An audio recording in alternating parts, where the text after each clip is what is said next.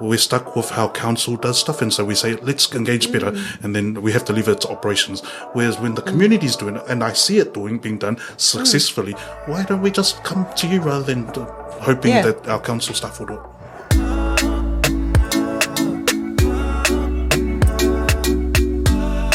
This podcast is proudly supported by the Ōtara Network Action Committee, ONAC, community-owned, community-driven and community-led. My absolute delight to introduce you now to Apulu Reece, who is chair of our local board, as I'm sure that you all know. And this is he's a second timer. We love repeat. Welcome, Apulu. Thank you so much for being back with us. Thank you for having me. Yeah, well, I feel like we're chasing you around town. I know, I'm so sorry. That's okay, we'll sort out those email addresses. Yeah. So, as we said, this whole conversation is a chance for Ōtara to get to know you and where you came from, and then a bit about where you're going to take us as a rohi, as a hapori Ōtara through the local board and obviously Papatoetoe as well. So where should we start? Can we start with so I said a tupo. What was baby tupo? What was baby Reece like? Were you born and bred in Ōtara? That's always a good question. Yeah, I was actually raised all over South Auckland, including Ōtara. So I've had family all over Ōtara in particular, but we lived in Mangere, Papatoe, Kuru Road and off Preston for a bit. But a lot of my fond memories as a child was coming to Ōtara to my family and my grandparents and so forth. So yeah, I see myself as a pan South Auckland, but definitely I love Gives you lots Ōtara. of lenses. Oh yeah, definitely. So, I love Ōtara in particular. This is where most of my family grew up in, and I spent most of my childhood. So yeah, I guess in terms of baby Reece, I'm the oldest of 5 children, Samoan. Both my parents are Samoan. Maybe I'll step back a little bit. My mother, she was part of the migration from Samoa to the central suburbs, and so they were in Grey Lynn, and my grandparents were set up the Samoan Methodist Church in Grey Lynn, the first church in New Zealand, and then we started moving out south, and my grandparents. We rode our bikes past there one day after I maybe you told me. Yeah. Anyway, we thought it was, and there's some stuff going on there at the moment. You better get back and check out because it. Yeah, a lot of changes happening. Yeah, so, and it's creeping into South Auckland as well, so we need to keep an eye on those sort of things. And so, I guess I was very much founded on the Samoan Methodist Church, and then my grandparents went overseas, and my grandfather passed away, and so my grandmother converted back to Catholic. She was raised as a Catholic, and that gave us the green light to go to a different church other than the Samoan Methodist Church. So currently my wife and I, we go to Elam Christian Church in Manurewa, not a Samoan church, not a traditional Samoan church. That's right, so the priests have noted that down, I'm sure. Well, my children, they were baptized as Catholics under my grandma, so my grandma was happy that the little ones are at least baptized and faithful Catholics, and we go to Holy Cross and stuff. So, so the faith has been a strong part of my life. Busy Sundays. Oh, definitely. It's sometimes my son goes, I want to go to mass. Okay, what about our, clap kind of church? I don't like jumping up and down praising God. So different interpretations of how to praise God. I think that's how my father views the Catholics too, but I married a Catholic. So yeah. You don't get a choice, really. Yeah, so I guess maybe the religion, having a strong faith has been a central part of my identity growing up in South Auckland. It also gives you some really clear barriers, I guess, too, when you're growing up. Yeah. Unless you've kind of pushed back on the barriers, of course. Yeah. So that's probably why my parents moved away from the Samoan Methodist Church to try and get some of that freedom. There are some very rigid and structures in the Samoan traditional Samoan churches. But at the same time, those Samoan Methodist churches are very much the anchors of our cultural identity as well. They continue the Samoan practices that many of our other new churches don't. So there's value in in my upbringing, having been brought up as a Samoan Methodist, and the Samoan culture as well. Yeah. So, Well, it does.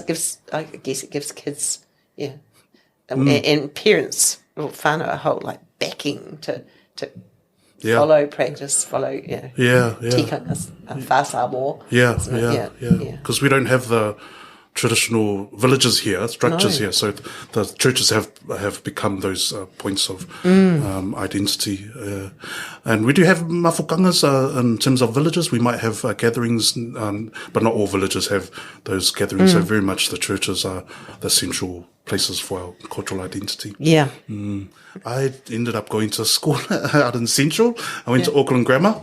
As my mother used to work at Teachers Training College, so she was a lecturer at School of Social Work, and so she very much knew how the education system worked, and was determined to ensure that we went to a school such as Auckland Grammar to try and get the opportunities that she perceived were lacking at the local schools. And so I was fortunate to go there, but also I lost out a lot as well. I feel like it very much was a place that didn't nurture my cultural side, and there was some in-your-face racism as well at schools like that. But you were brainy enough to transcend some of that. Well, that's, my parents were like, you're not there for your cultural identity, you're there to get an and you get that on academic. Yeah, that's right. You get that when you're at home and when you go to school, to church. So, I guess there's a pros and cons having gone to a school like that, And then after grammar, I went to Auckland Uni, and was privileged enough to finish law school, and practice law straight out of uni. So, the start of my legal career was at some big law firms again. So very much again, a different lifestyle or environment to my own personal lifestyle. And so. But good to walk in both worlds, did you feel? Yeah, it gave me a better understanding on how things work in a wider society. And I definitely could come home and, articulate things. Like, for example, once I got a law degree, my grandmother was like, can you come and fix the DVD? Can you come and do, because I'm, you got a degree. Because I'm educated. And sure enough, I can read instructions, better than, my poor grandmother with blind in one eye. But, that's the expectation that having, brought myself and my siblings to New Zealand for better education. We need to be able to be that conduit between the older generation and the new. So moving between those two worlds, Were you the first university graduate in your whānau? In terms of my immediate family, I was. I did have my auntie, who became the second clinical psychologist Pacific woman, and so she was very much my role model going into university. But definitely amongst my siblings as the oldest. I have a second brother under me who is a doctor, so he went to med school down in Otago. A brother that finished in business school at uni, and a sister after him who also did a Bachelor of Science at Auckland Uni. And then my youngest out of the 5, she's graduating in May this year. So my parents can finally retire now that we're all graduated. So my parents were very determined to ensure that we went through university. There was no ifs or buts in our house. They were determined to ensure we got university educated. Do you think that it really does create that big decider in life, university education? Is it the change agent for success? Yeah. Or just a change agent? I think it's a change. I think in terms of career-wise, there's a lot more opportunities there were than having a university degree. There's studies out there that say those that have a trades career make just as much after 3 years as a person of a bachelor.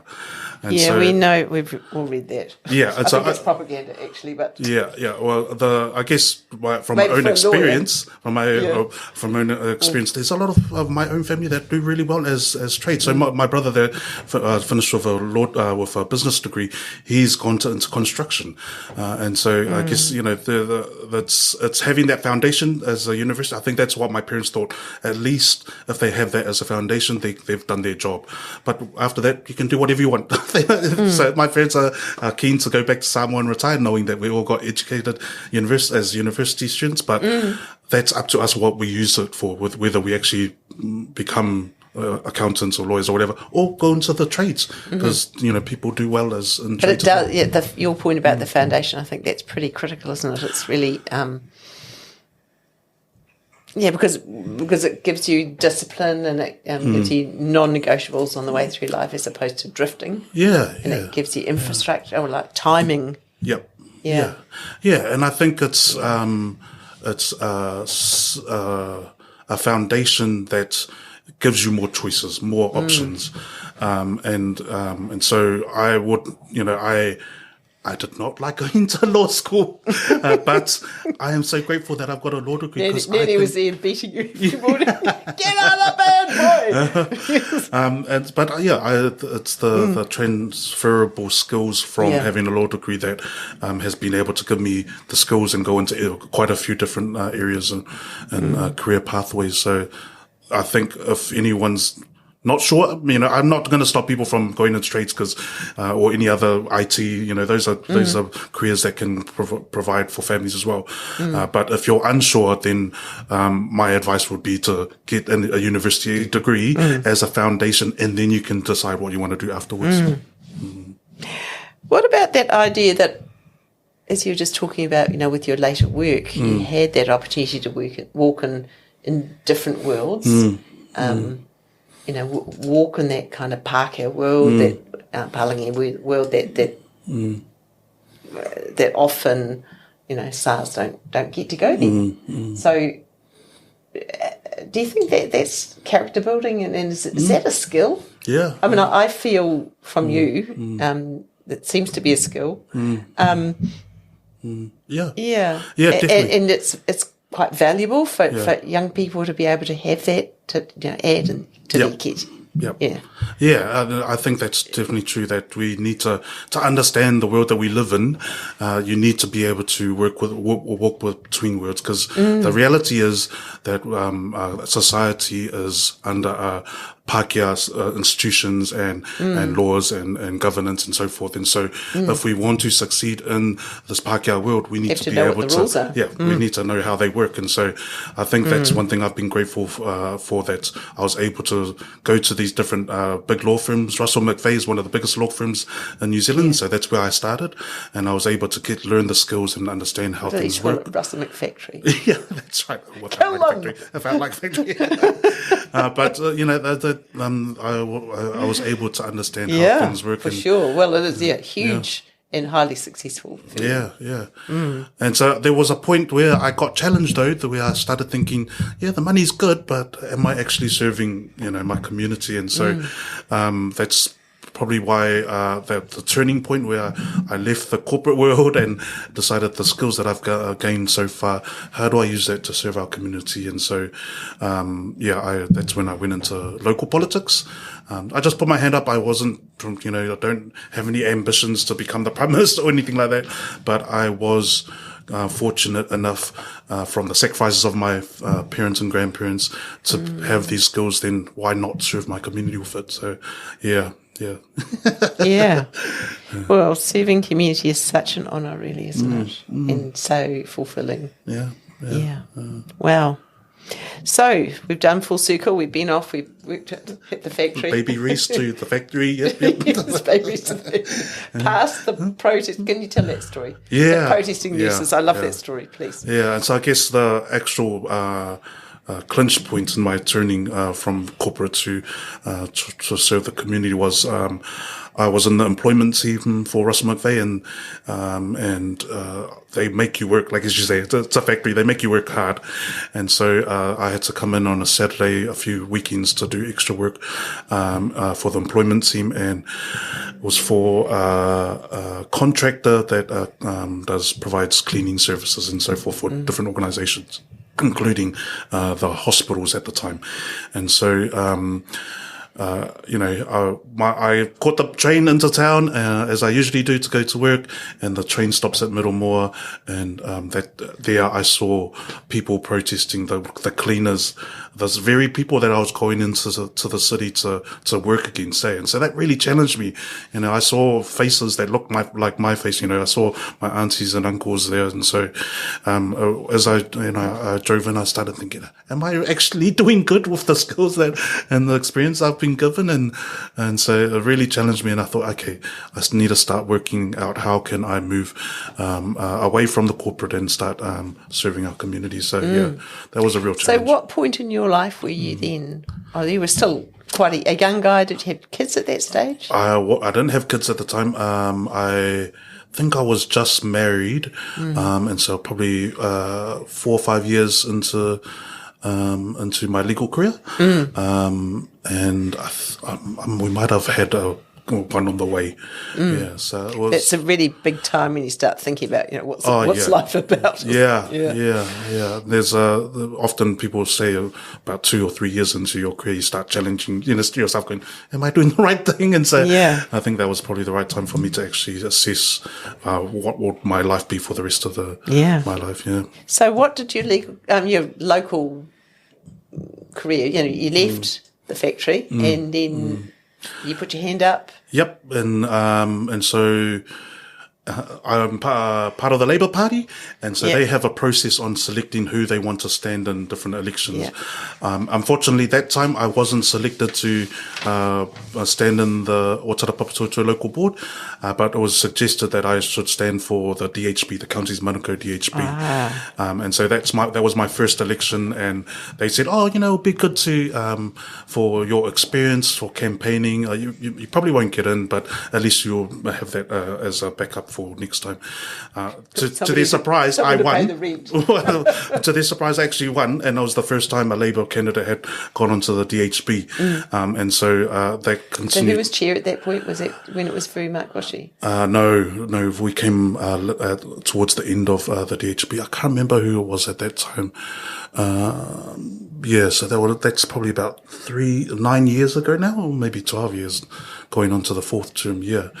And so, that's probably when I started having to, cut the pay packet and started moving towards community work. And the DHB is a massive organisation looking after 500,000 people with a budget of millions, and if not billions. And so that was a real awesome experience in terms of governance, but also seeing how our decisions actually impact people, everyday people, in terms of health. So I was thinking about people that will watch this as well.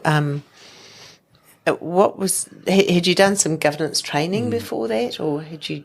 No, so not going into that part, but I had been on in terms of being a lawyer, so advising different governance boards, but I hadn't been a governor myself. No. Okay, so that was your first appointment, which is pretty unlikely to happen today, but it's pretty exciting though. I mean, obviously they saw your talent and with your experience and your legal experience.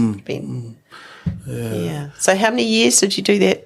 So that would have been 2013 would have been the first election.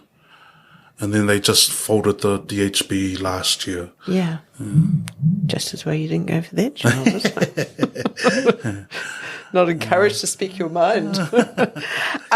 Moving on. So, So from there you stood again with the local board? Yes, and so, as a candidate. Yeah, so I got onto the DHB and the local board the second time round. And Lotu Fuli was the chair of the local board at the time. And then the third... Oh, man, am I getting my years mixed up? So last year... That's right, this is not a test. Yeah. Feels like so much has happened since COVID. I'm trying to remember the dates. Yeah. 2019. I don't remember the years. Yeah. And then last year was our last election. Yeah. And then Lotu went up to councillor. And so, So is that something you'd aspire to? After being chair? Yeah. Your second term as chair, it's... To be honest, it feels like you've got this. Yeah, but I guess you need to lead this way forward for other people at some point in the future. Yeah, I mean, as I said, I've never been ambitious for my own self. I've always felt like I just put my hand up, and where I'm needed, then I'll fit in. And so you'll get tapped. Yeah, I mean, if they want me, they want me. If they don't, like, I didn't get chosen the first time around, and that's fine. Yeah. And so if if Lotu or anyone else doesn't want to be councillor, I'll put my hand up, but I'm not saying I want it now or think. Well, you wouldn't. So, Not someone you've worked with so closely I for love so Lotu, long. man. I was saying, tell her to stay in the local board, don't go to slap councillor. you anyway. She's got so many degrees, and I'm like, oh man, she's so awesome.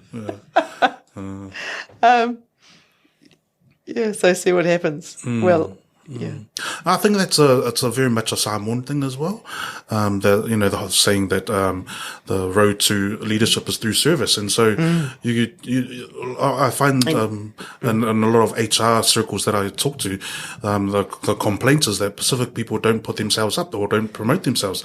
Well, that's our nature, is that we serve. We want our actions to speak words. We don't want people to say, "Oh, you have to promote yourself." Well, that's not being humble.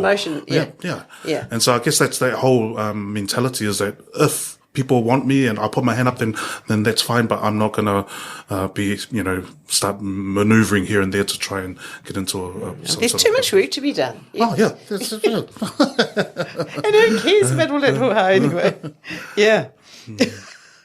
Yeah. And we always knew you were humble. It's lovely. It's quite a nice summing up of that kind of piece, though, isn't it? Like, what happens next? Well, I'll see the way. Yeah, I'll be shown the way. And, I'm sure.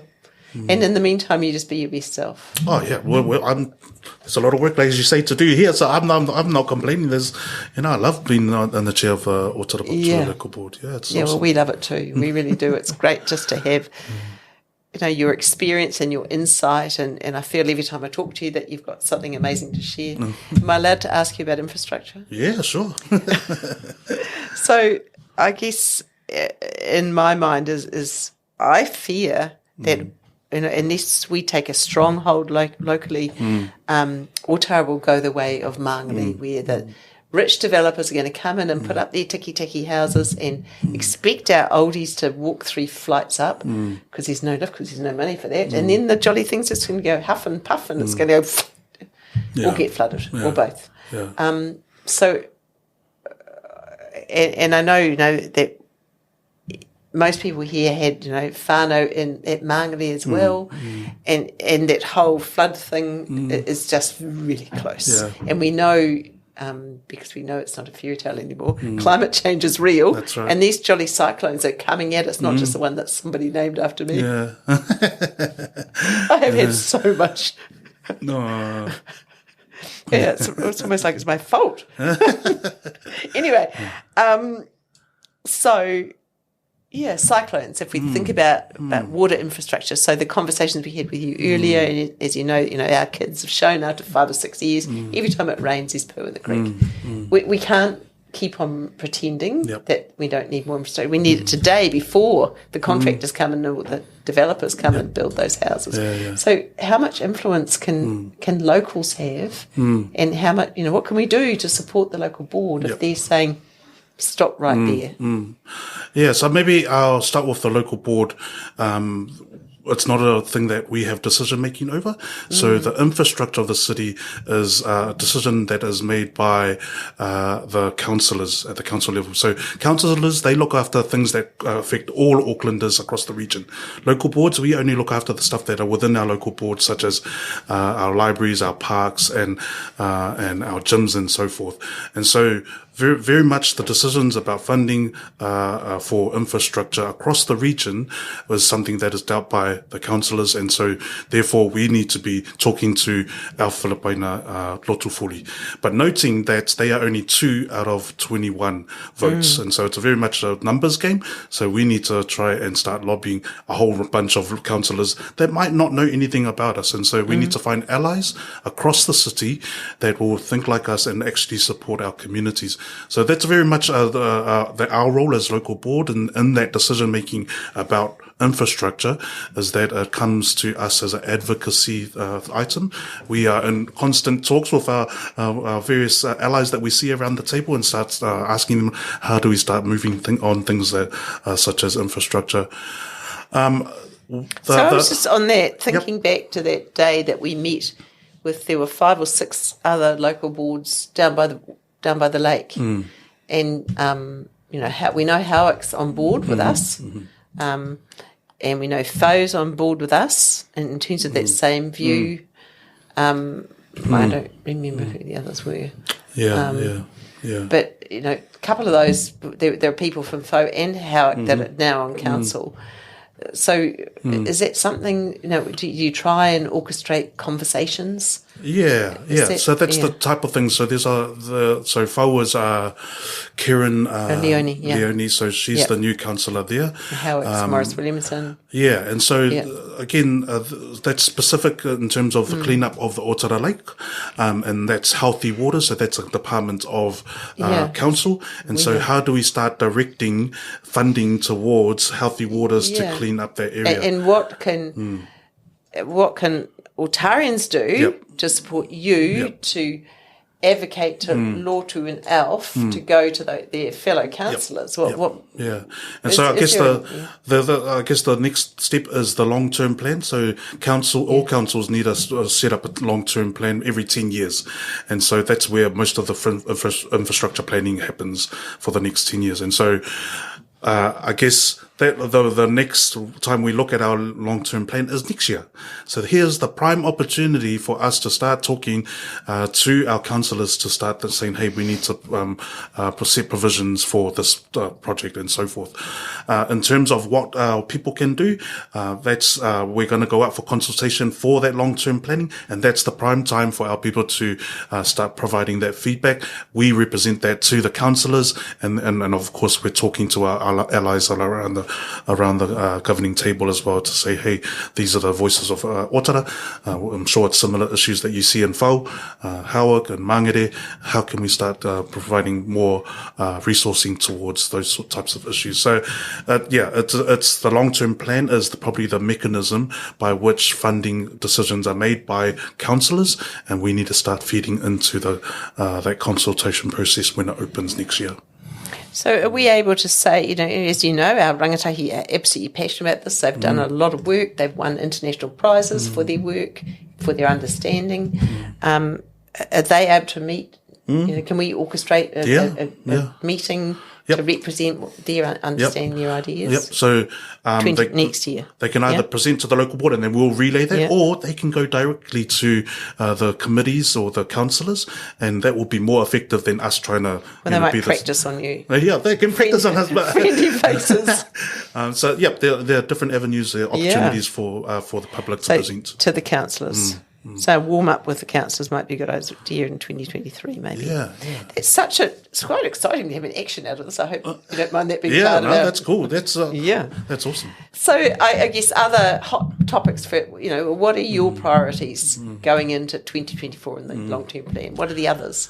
Yeah, so maybe, so the long-term plan, I guess, is across the whole region. But in terms of, there's a new term, 3-year term for the local board. All the local boards have to develop a local board plan. We read them avidly. Yeah, and so I guess that's the opportune time to hear from our community, and then we formalise that later on after consultation. My own personal views that I have put into the draft plan is that across everything, there are 2 particular things that 3, I would say.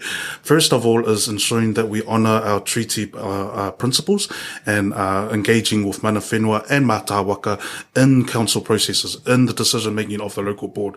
That means we might need to put more money towards it, because we can't expect mana whenua and mātā waka to give the expertise for free. And so we're doing some work around that. We've been working alongside mana whenua on how to improve input by Māori into local board decision-making. But that needs to cut across all our work programs. Second of all is climate change. As you've mentioned, that it is real, it's not fake. And so how do we as a local board continue to fund the projects and increase the funding? And so we want to go back to our community and say, hey, we're already doing this work. Do we need to do more? I think we do need to do more. But that's what we need to hear back from our community in that and local board planning process. And then the third topic, again, these all cut across all our outcomes. The third one is equity. And so this local board has been advocating for a long time to ensure that we get equitable funding. So currently all the local boards are funding mostly based on population. So all the big local boards, they have a lot more money to play with. And it's also based on how much assets they had under the old councils. So if you had a whole lot more pools and gyms and playgrounds, then you were funded according to those ones. And so the local boards such as Ōtara-Papatoetoe and Māngere Otahu, a lot of our playgrounds only had 1 or 2 items on them, so therefore we're only funded for 1 or 2 items, whereas the rest of the region might have 3 pieces of items, so they were funded to renew 3 pieces of items. So just for that, in that example, inequitable. and so that legacy and equity. Oh, you've only got a baby swimming pool. You don't need to refit. Okay. So it locks people into. So we're stuck with the funding from the old one. So there's this long-term plan.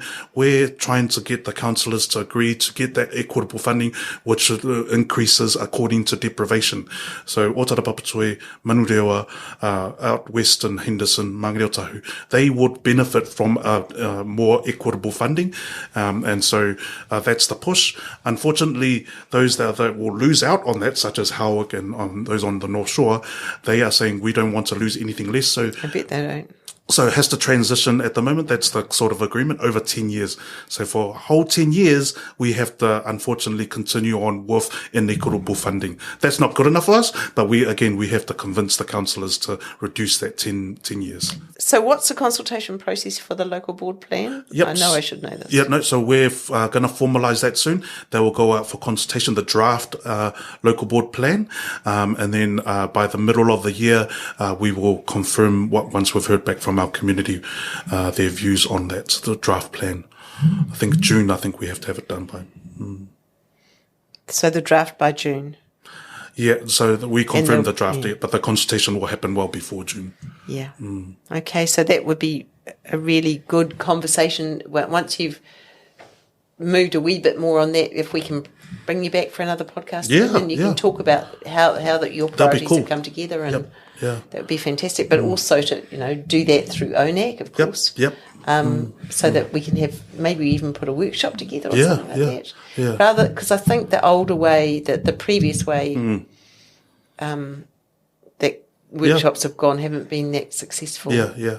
And I guess that's good feedback, because we're always constantly having to put extra money into our engagement, because the standard engagement comms across all of the region isn't sufficient for our community. So we want to put more money to try ways. To engage better. And so those different ideas, that's definitely awesome, but probably more pressing than the annual plan, because that process will chug along, but it's the annual budget. So the local board plan will continue on until June, but the annual budget is open for consultation now for the next 4 weeks. And there are serious cuts that are being proposed by the mayor, which could affect a lot of our groups, a lot of the activities and events that we see that the local board helps and supports might be cut and might not actually happen this year. So it's really important that people provide their feedback, read through the items there.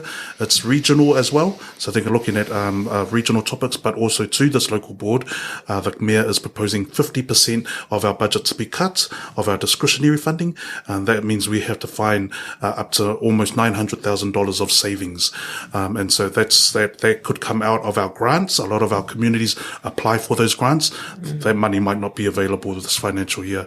We fund groups such as ONAC. We fund events such as the Christmas lights, Christmas in the car park. Those sort of things are things that we fund that might not be funded because of the cuts. The budget lines as well as the discretionary. Yes, across work program and the grants. Yeah. So what's the engagement process for that? I mean, you can't say to Nanny, hey, here's the budget proposal document, read it. First it's in English, secondly it's probably got way too many words in it. Is there like a high point engagement piece for mere mortals locally? Yep. So is that not at 6:30 in the Manukau Civic? So there's first of all, regionally, there's already the documents are already interpreted, translated into the main languages, including Pacific languages. But again, that's electronic. There should be hard copies available at libraries. But in terms of the more specific engagement, we do have one plan for Te Puke Otara.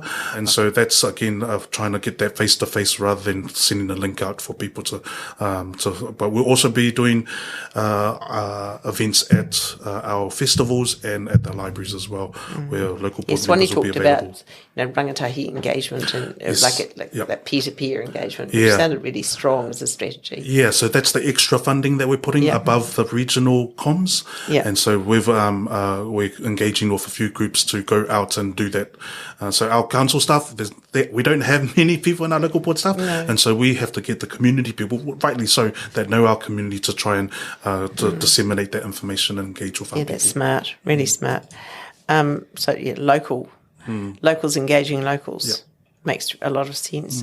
So I really love that peer-to-peer engagement thing at a local level, rather than we're going to giving a presentation at 7:30 at night next Thursday, which everyone's actually already done their 12 hours by then. Start getting a wee bit tired.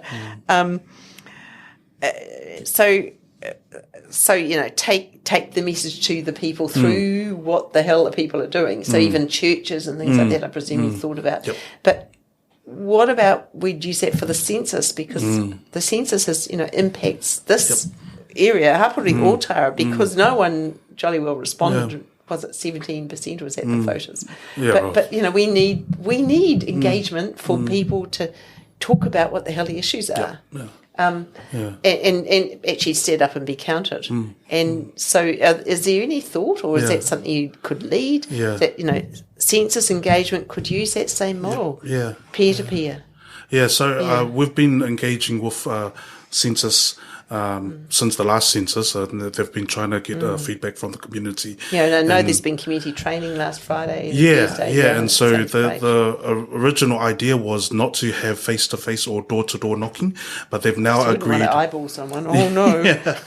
But they finally agreed to put some funding to areas such as Ōtara and Mangere, where they have the door-to-door knocking again, and people can engage at a personal level. And so I guess that's a good step forward, but maybe we need to advocate for more of the community approach as well, rather than just door knocking. Because, as you say, churches are a good place, clubs, sports clubs. There are a lot of pinch points where census people can actually come in and engage with our people. It makes sense, and you've already demonstrating it's going to work really well with local board consultation. So why wouldn't you just extend the model and to voting? And I think they also need to disseminate or start resourcing our community groups to do that work. I mean, they do contract people individually to do it, but they're not actually saying, hey, Accelerating Aotearoa or ONAC, can we pay you to actually engage? That's like I said, well, I have more trust in our locals than having a government bureaucracy come in and do the ONAC is the perfect forum for that kind of thing. Really, it lends itself through its engagement to be able to do that.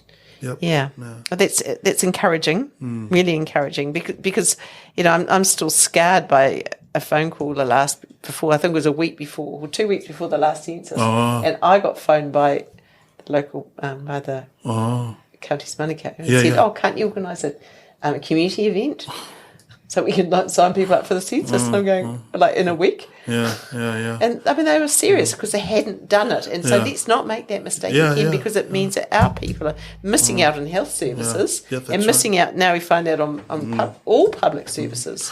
Oh, man, I'm interested. We don't know how many people. I didn't know about that story, because when we were on the DHB, we saw that the undercounts, because they have the PHO, the enrollment data. So the DHB can understand there's X amount of people, but but that didn't match up with the data, with the census data. And so they calculated it to be about $30 million of shortfall of funding that the counties Manukau could have got if they counted the imagine people. Today the impact that would have made. Same as Northland, that DHB has the same problem, so they try and get out there. But it's unfortunate that they left it so late and came to be late in the picture.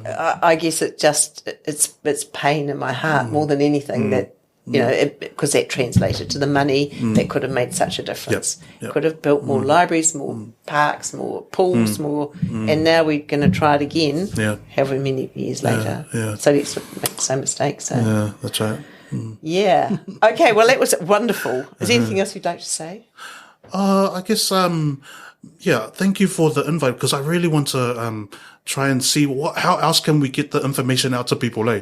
Like, I'm open to any sort of question, because I'd rather that people have an opportunity to ask it and have it answered, rather than people out there thinking, we're not doing this or we're not doing that, because there's so much we're doing, but I'd love to articulate it. So please invite me back. We will. I'm happy to answer questions and talk about any topic, because I really feel like our people are richer for it once they know. And the free format's okay? That works okay? That's fine. That's cool. Well, I mean, we like it. It's just like having a conversation, sitting down, having a chat, finding out about what makes people tick. But most of all, having that's available as a resource for our community. Yeah. And I think it's, again, we're stuck with how council does stuff. And so we say, let's engage better. And then we have to leave it to operations. Whereas when the community's doing it, and I see it being done successfully, why don't we just come to you rather than hoping that our council staff will do it? Filter through in the old way, the way it's worked so successfully before.